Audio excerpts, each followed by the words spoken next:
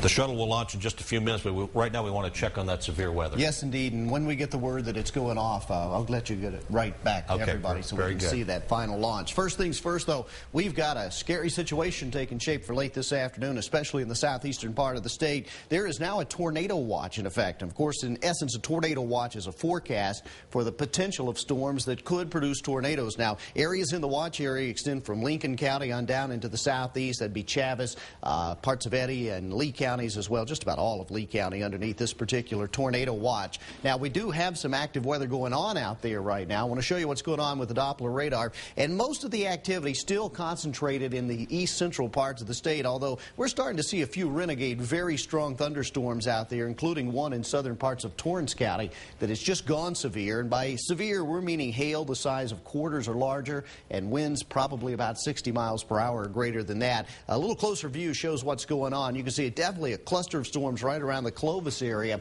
We have radar estimates of over 2 to 3 inches of rain in some of these areas. We're going to check those rain totals for you here in a moment, but that could definitely lead to some flooding as the ground has become very saturated in parts of KRQE, Curry, and Roosevelt counties. We have flood advisories until 1 o'clock for those counties. Meanwhile, back towards the metro, things are still fairly quiet right now. We've got clouds overhead, and you feel that humidity in the air, so you just know the storms are getting ready to pop. But we do have one very strong storm just kind of entering the view here. It's going to be to the south and east of Mountain Air. That's the one that is currently severe, and we're going to be keeping an eye on that. Now, as far as those rainfall totals go, this is an estimate that's being sent to us from the Doppler radar, and you can see generally areas that will be between Fort Sumner and Clovis out here. A lot of this is rural territory, but we're showing reports of maybe 2 to 3 inches of rain total. That would be all of these areas you see shaded in the orange there, and everyone else looking at 1 to 2 inches of rain so far. Official numbers, 8/10 of an inch of rain in Clovis. Now, that's where we take the official readings. Keep in mind, just a few blocks down the street, numbers could be higher than that.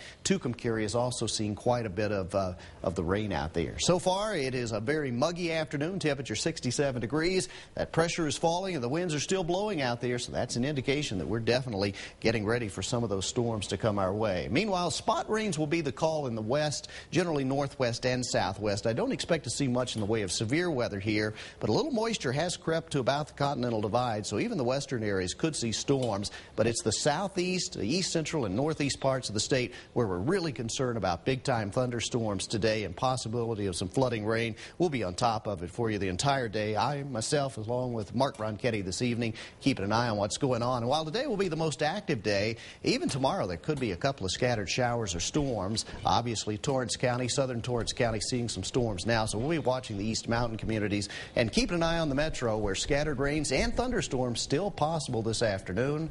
Meanwhile, our high hits to about 74.